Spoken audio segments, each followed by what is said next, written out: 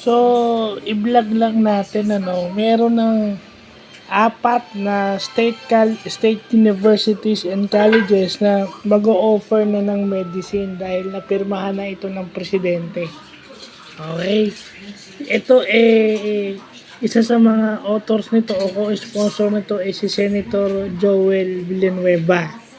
Alam naman natin na talagang yun ang kanyang advocacy, yung bigyan ng trabaho, tsaka magandang technical education yung mga Pilipino.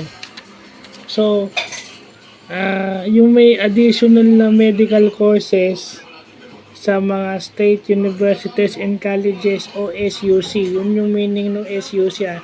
State universities and colleges, ibig sabihin, yung mga universidad at koleyo na pinopondohan ng estado maliban sa UP. Okay? Ito yung Benguet State University, Southern Luzon State University, University of Eastern Philippines, at saka Visayas State University. Well, butit meron ng additional medical courses sa mga eskwelahan na to kasi hindi na sila magsisiksikan sa UP.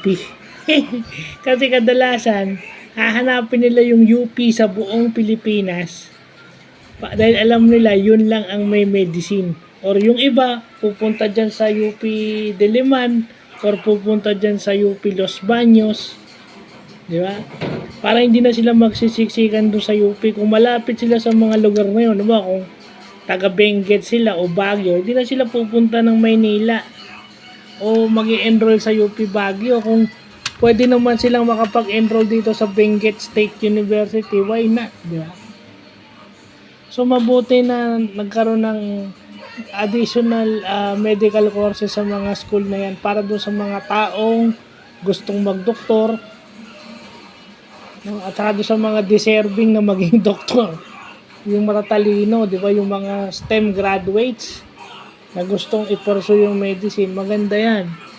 And then meron ding upgrading ng mga SUCs, kumbaga pinaganda, inayos yung facilities and in-update kung ano man yung dapat i-upgrade sa kanila, yung Leyte Normal University at saka yung Bicol State U may veterinary na. So ibig sabihin niya, kagaya nung nabanggit ko, kung gusto mong kumuha ng veterinary medicine, hindi ka na pupunta dito sa Maynila, doon sa Gregorio Araneta Foundation. Yung sa De La Salle Araneta, hindi ka na kailangan lumuwas doon kung taga Bicol ka dahil meron ng veterinary medicine sa Bicol State U. So yun yung kagandahan na may offering ng courses sa mga eskwela, sa mga state colleges, universities na malapit kung saan ka nakatira para hindi ka naluluwas. Sana madagdagan pa tong mga to. Madagdagan pa sana tong mga ganito kasi para ang mga tao hindi naluluwas. Kumbaga, hindi na sila malalayo sa kanilang mahal sa buhay. At syempre, kampante yung kanilang mga magulang, lolo, lola, o yung kanilang mga guardian na safe sila dahil sila ay nababantayan. Kasi minsan pagka nasa malayong lugar yung alalahanin mo pa yan eh. Hindi naman maiwasang hindi sila aalalahanin, lalo na mag-isa lang sila, di ba? At hindi naman malayo na may napapahamak pa sa mga instances na yan. So, yun lang po.